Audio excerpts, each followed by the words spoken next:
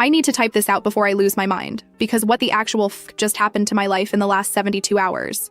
So Thursday afternoon, I'm at Target grabbing laundry detergent, and my phone starts blowing up with a number I don't recognize. I almost didn't answer because who actually calls anymore, right? But something made me pick up, and I hear this woman sobbing on the other end, like full-on crying, barely able to breathe. She goes, "Sweetie, it's Jeanette, Eugene's mom, and I just wanted to check in on you and the baby. How are you feeling? When's your due date? We're so excited to meet our first grandchild." I literally stood there in the middle of the laundry aisle holding a bottle of Tide like a complete idiot because my brain just stopped working. I said, "I'm sorry, what baby? There must be some confusion." The line went totally silent. Then she said in this really small voice, "You're pregnant. Eugene told us 2 months ago. You're having our grandchild." I told her as clearly as I could that I was not pregnant, had never been pregnant, and had absolutely no idea what she was talking about. She started crying harder and just hung up on me. I stood there staring at my phone thinking this had to be some kind of joke or mistake, except Eugene and I had been together for almost 2 years, and I'd met his parents exactly 3 times because they live 4 hours away, and honestly, they're pretty intense with the whole religious conservative thing. I tried calling Eugene immediately. He didn't answer. Texted him that his mom just called me about a pregnancy that doesn't exist, and he needed to call me right now. He texted back like an hour later saying he was at work and would explain everything when he got home. Would explain everything, like this was some minor misunderstanding and not his mother calling me about a baby I'm supposedly carrying. I went home and tried to keep myself busy, but I was losing it. Started going through everything in my head trying to figure out if this was some weird miscommunication, but how do you miscommunicate a whole pregnancy? Then my phone started going off again. This time it was a number saved in my contacts as Eugene's dad. His dad was not crying. He was pissed. Started asking me why I would tell Jeanette I wasn't pregnant when they'd been planning for this baby for 2 months, when they'd already sent money for medical bills and baby furniture and everything the baby would need for the first year. They'd rearranged their whole lives to be supportive grandparents despite being disappointed we weren't married first. I told him the same thing I told Jeanette. I am not pregnant and have never been pregnant, and I have no idea why Eugene would tell them I was. His dad said Eugene had called them in tears back in August saying we just found out, that we were scared but happy, and that he needed help because I had some medical complications and we couldn't afford all the expenses. They'd immediately transferred $20,000 to help us. $20,000 for a baby that did not exist. I actually felt like I was going to pass out. His dad kept talking, saying how hurt they were that I was denying everything now, asking if something was wrong with the baby, if I'd lost it and was too traumatized to admit it. I kept repeating that there was never any pregnancy, and finally just said I needed to talk to Eugene and hung up. Eugene finally came home around 8, and I was sitting on the couch waiting for him. I asked him very calmly what the hell his parents were talking about. He immediately said it was complicated and I wouldn't understand. I told him to make me understand why his mother thinks I'm pregnant when I'm very clearly not. That's when he admitted he'd told them I was pregnant back in August. Said he needed money for some investments that would pay off huge, and his parents would never give him money for that, but they'd give it for a grandchild. He said it was supposed to be temporary. He was going to tell them I had a miscarriage in a few months and they'd never know. He figured by then he'd have made enough money to pay them back anyway. I just stared at him. This man I'd been with for almost 2 years, who I'd been thinking might actually be someone I could build a future with, had casually committed fraud against his own parents and made me an unwilling accomplice. I asked him where the $20,000 was and he got really vague, saying some of it went to investments and some to necessary expenses. I told him he needed to tell his parents the truth immediately. He refused, said it would destroy his relationship with them and they'd demand all the money back right away and he didn't have it anymore. I asked what he spent $20,000 on in 2 months, if not actual investments, and he wouldn't give me a straight answer. Just kept saying I didn't understand how these things worked, and it wasn't as simple as I was making it. We fought for 2 hours. I told him this was insane, that he'd lied to his parents about their first grandchild, taken their money under false pretenses, and now his mom had called me crying about a baby that doesn't exist. He kept trying to convince me to just go along with it for a little while longer, said we could tell them I miscarried next month and it would all blow over. I told him absolutely not. I said I was not going to participate in defrauding his family and making them think I lost a baby. That's sick. He got really angry then and said I was being dramatic and unsupportive, that couples help each other out in tough situations. I told him this wasn't a tough situation, this was a crime, and I wanted nothing to do with it. He ended up leaving, said he was going to stay with his friend Tony for a few days until I calmed down. Calmed down. Like I was being hysterical instead of righteously furious about being made an accessory to stealing from his parents. Friday morning, I woke up to a string of Facebook messages from Eugene's Aunt Claire asking if I was okay, and if the baby was okay because Jeanette had told the whole family I'd denied being pregnant, and they were all very concerned. Then Eugene's cousin Brittany texted me saying she'd heard about the miscarriage and was so sorry for our loss. The miscarriage I hadn't had, because there was no pregnancy. Eugene had already started telling people I'd lost the baby and was too traumatized to talk about it, which made me look like the liar who was denying everything. I called him immediately, and he actually answered this time, told him he needed to fix this now and tell everyone the truth. He said he'd already told his parents I'd miscarried and they were devastated, but at least now it was over and we could move on. I completely lost it. Screamed at him that his parents just lost a grandchild that never existed, that his whole family thinks I'm either lying or too traumatized to cope, and that he'd stolen $20,000 from people who trusted him. He told me I was making this worse than it needed to be, and hung up on me. That's when members of his family started really coming after me. His mom called me again, this time asking why I was telling people there was never a pregnancy when they had proof Eugene had told them about it months ago. His aunt messaged me saying I needed to stop playing games and be honest about losing the baby so the family could support me properly. His younger sister, Lauren, sent me this long message about how she knew miscarriage was traumatic, but lying about it wasn't healthy, and I needed to seek help. Everyone thought I was the problem, the liar, the one making everything complicated. I tried explaining to Lauren that there never was a pregnancy, that Eugene had made everything up. She straight up told me she didn't believe me because why would her brother lie about something like that? Said it was clear I was going through something and needed professional help to deal with my grief. By Friday evening, I was getting messages from multiple family members, all of them either offering sympathy for my loss or asking me to stop denying what happened. A few of them were getting nasty about it, saying I was causing his parents unnecessary pain by refusing to admit the truth. The truth being that I'd supposedly lost a baby that never existed in the first place. I didn't know what to do. Eugene was still refusing to tell anyone the real story. His family was convinced I was either a liar or mentally unstable. And I had no proof that I'd never been pregnant because how do you prove a negative? I couldn't exactly send them my medical records without violating my own privacy. Saturday, I drove to the pharmacy and bought 3 different pregnancy tests just to have documentation that I wasn't pregnant now, even though that didn't prove I hadn't been pregnant before. Took all 3 tests, all negative obviously, took pictures of them with timestamps. It felt ridiculous, but I needed something. Then Eugene's dad called me again. This time he was even angrier, said they wanted their money back immediately, and if I didn't stop lying about the pregnancy, they were going to take legal action. I tried one more time to explain that Eugene had lied to them, that I'd only found out about any of this 3 days ago when Jeanette called me. He said Eugene had already shown them text messages between us discussing the pregnancy and my medical appointments. Text messages that did not exist, that Eugene had somehow faked. I realized right then how deep this went. He hadn't just told a lie and taken money. He'd created fake evidence to back it up, made it look like I was in on everything from the start. And now his entire family believed I was the villain in the situation. That's where I am right now. Eugene's family thinks I'm lying about a miscarriage I never had because there was never a pregnancy to begin with. I have no idea what Eugene actually spent that money on, or if there ever were any investments. And I'm sitting here with 3 negative pregnancy tests wondering how the hell I'm supposed to prove I didn't lose a baby that never existed. First update. Thank you so much for all the comments and support.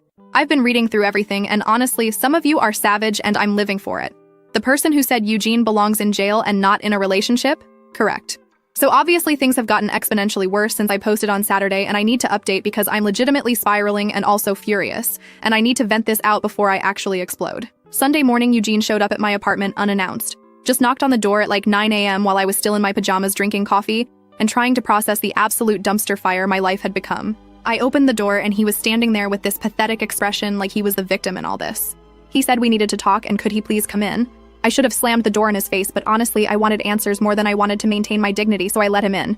Big mistake. We sat down and he immediately launched into this whole speech about how he knew I was mad, but I had to understand his perspective. His perspective being that his parents are super controlling and never let him make his own financial decisions, and he'd found this amazing investment opportunity through Tony that was guaranteed to triple the money in 6 months. He just needed startup capital and knew his parents would never give him money for investing. But they'd been pressuring him about grandkids for years anyway, so it seemed like the perfect solution. I asked him how exactly lying about a pregnancy and stealing $20,000 from his parents seemed like any kind of solution. He said it wasn't stealing because he was going to pay them back with the profits. I pointed out that it's been 2 months, and where exactly were these profits? Where was any of the money? That's when things got really interesting. He admitted the investment hadn't worked out the way Tony said it would, and actually they'd lost most of that money already. But he'd put some aside for other important things.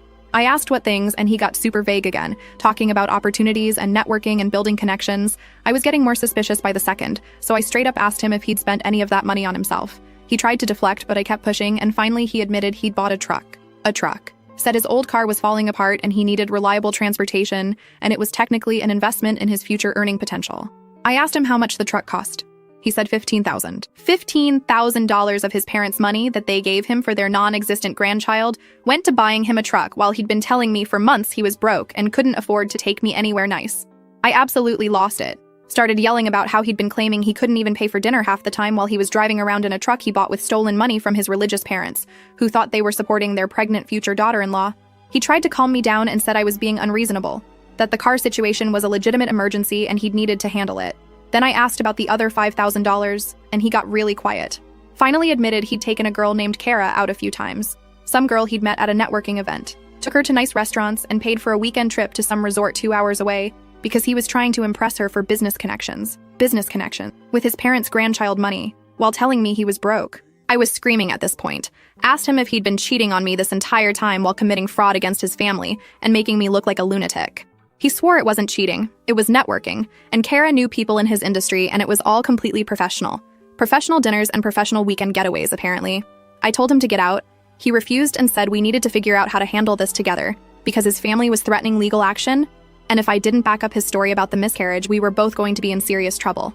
I said I was in zero trouble because I didn't do anything and he needed to tell his parents the truth immediately. He actually laughed at me, said there was no way he was confessing now because they'd completely disown him and probably try to press charges, and I needed to think about what was best for both of us. I told him what was best for both of us was for us to not be in US anymore, and he needed to leave my apartment. He got angry then and said I was being selfish and short-sighted. That his parents' money wasn't even the real issue. The issue was that I couldn't keep my mouth shut when his mom called and had to go and blow everything up. Blamed me for this whole situation because I told Jeanette the truth instead of just going along with it. I physically pushed him toward the door at that point because I was genuinely afraid I might actually hurt him if he stayed any longer. He left, but not before telling me I was making a huge mistake and was going to regret not supporting him through this. The second he was gone, I called his parents, got Jeanette on the phone, and tried one more time to explain that Eugene had lied about everything, that there was never a pregnancy, that he'd spent their money on a truck and taking some other woman on dates. She started crying immediately and said she didn't understand why I was doing this to them, why I was trying to turn them against their own son. I asked her if she wanted proof. She said, what kind of proof could I possibly have that I wasn't pregnant when Eugene had shown them text messages between us about doctor appointments and baby names? I told her those texts were fake and I could prove I'd never been to any prenatal appointments. She said she needed to talk to Eugene first and hung up.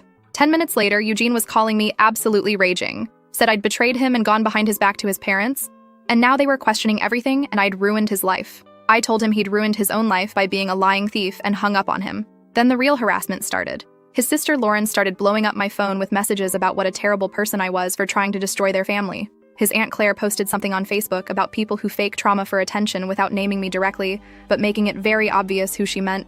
His cousin Brittany sent me this long message about how she'd always thought I seemed fake, and now everyone could see my true colors. Monday I had to go to work and could barely function because my phone kept going off with messages from various members of Eugene's family. His dad sent me a formal text demanding I provide proof of the pregnancy and subsequent miscarriage within 48 hours, or they'd be pursuing legal action for fraud. Fraud against me. I responded that I couldn't provide proof of something that never happened, and suggested they ask Eugene for bank statements showing where their $20,000 actually went.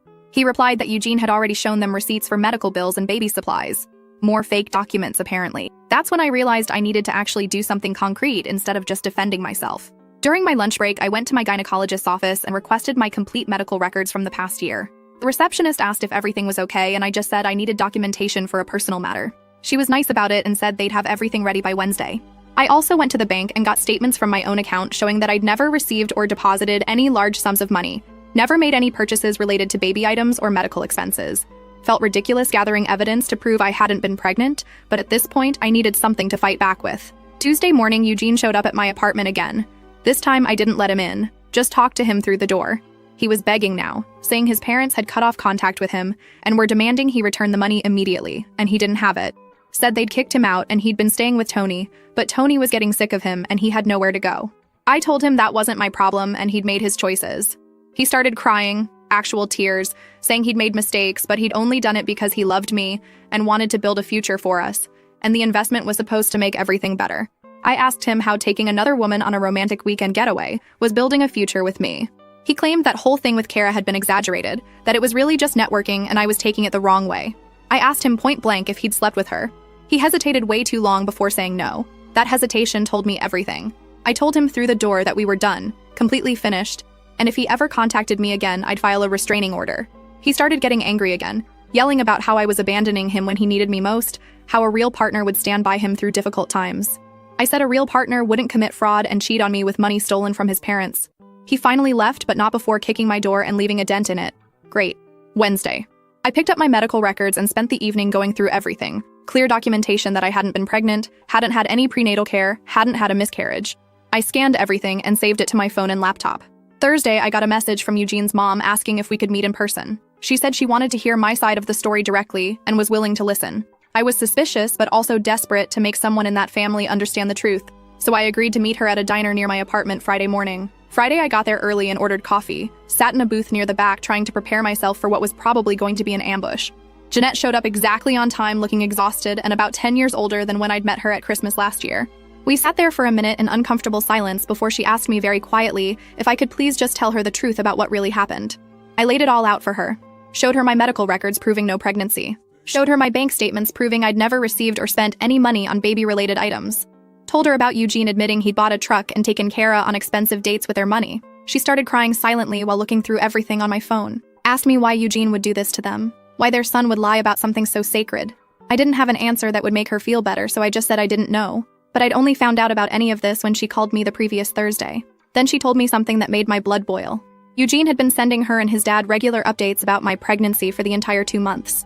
Talking about ultrasound appointments that never happened, telling them about morning sickness I never had, sharing fake photos he'd apparently downloaded from the internet of ultrasounds and positive pregnancy tests. He'd built this entire elaborate fantasy and trapped both me and them in it. She asked if she could take screenshots of my medical records to show her husband. I said yes and watched her hands shake while she did it. She apologized to me multiple times, said she should have trusted me from the beginning, but Eugene had been so convincing. I told her I understood and that I was sorry she was going through this. We sat there for almost an hour while she asked me questions about the timeline and what Eugene had said to me. I told her everything, including the part about Kara. She looked absolutely destroyed. Finally, she said she needed to go talk to her husband and they'd be dealing with Eugene directly. I drove home feeling slightly relieved that at least one person in that family finally believed me. But that relief lasted about 2 hours because then Eugene started calling me non-stop from different numbers since I'd blocked his main one, leaving voicemails screaming about how I'd betrayed him and turned his parents against him, and now they were cutting him off completely, and it was all my fault. All my fault. For telling the truth about his lies. Saturday afternoon, his dad called me from Jeanette's phone. Very formal and cold, said they owed me an apology for doubting me and they'd be pursuing their legal options regarding Eugene. Asked me if I'd be willing to provide a statement to their attorney about what Eugene had told me regarding the money. I said I would. Then he asked if I knew where Eugene was currently staying because they'd been trying to reach him, and he wasn't responding. I said last I'd heard he was staying with Tony, but I didn't have Tony's contact information, and honestly wanted nothing more to do with any of this. He thanked me stiffly and hung up. I felt weird about the whole thing, but mostly just relieved that his parents finally knew the truth. That relief lasted until Sunday evening when Eugene showed up at my apartment building at like 10 p.m., absolutely losing it. I saw him from my window standing in the parking lot yelling up at my building about how I'd ruined his life and his family hated him and he had nowhere to go. My neighbor Anne from 2 doors down actually came out and told him to leave or she'd call the cops. He started screaming that this was between him and his girlfriend and everyone needed to mind their own business. Anne told him she was calling the police anyway and pulled out her phone. He finally got in his truck and peeled out of the parking lot. I'm sitting here now on Sunday night absolutely terrified he's going to come back and not sure what to do next. His family knows the truth finally, but he's completely unhinged and blaming me for everything. I've got my medical records and bank statements as proof, but I don't know if that's even enough at this point. I still don't know if he actually slept with Kara, or if there are other things he spent that money on that he hasn't admitted to. Last update. Okay, so to everyone who told me to get a restraining order immediately, you were right, and I should have listened sooner. But here's what happened over the last week. Monday morning, I woke up to someone knocking on my door at like 7 a.m. I looked through the peephole and it was Tony, Eugene's friend, who I'd met maybe twice before. I opened the door with the chain still on and asked what he wanted. He looked uncomfortable as hell and said Eugene had been staying with him since his parents kicked him out, but Tony's lease doesn't allow long-term guests and his landlord was getting suspicious. He wanted to know if Eugene could stay with me for a few weeks until he figured things out. I actually laughed in his face. Told Tony that Eugene was a lying thief who'd committed fraud against his own parents and cheated on me with money he stole. And if he thought I'd let that pathetic waste of space into my apartment, he was as stupid as Eugene. Tony said Eugene had told him a completely different story about me freaking out over a misunderstanding. I asked Tony if Eugene had mentioned the $20,000 he stole from his parents by lying about me being pregnant, or did he conveniently leave that part out? Tony's face changed immediately, started asking me questions about what actually happened, and I gave him the whole story. Then Tony said something that made me want to scream. He asked if I knew Eugene had borrowed $5,000 from him back in September for an investment opportunity they were supposedly doing together. Except Eugene had told Tony that I'd contributed $10,000, and Tony's $5,000 would complete it. There was no investment. Eugene had just stolen from Tony too. Tony looked like he was going to be sick. I told him Eugene had spent the money on a truck and taking some girl named Kara on expensive dates and hotel stays. Tony actually punched my doorframe and asked if I'd talk to Eugene's parents because he wanted his money back too. I said I'd already given them everything, but Tony could do whatever he needed to do. About 2 hours later, Eugene called me from yet another number I didn't recognize. Started yelling about how I'd turned Tony against him too. And now he literally had nowhere to stay and no money, and it was all my fault. I cut him off and told him the only thing that was my fault was wasting 2 years on a pathetic con artist who was too stupid to even pull off his own scam without getting caught.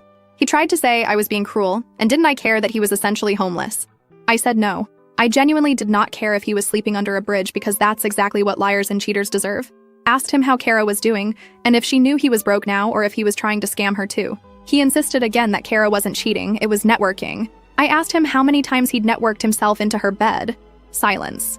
Then he admitted it had happened a few times, but it didn't mean anything. I told him he was such a worthless piece of garbage that he couldn't even cheat on me with his own money. He had to steal from his parents to do it. Then I hung up.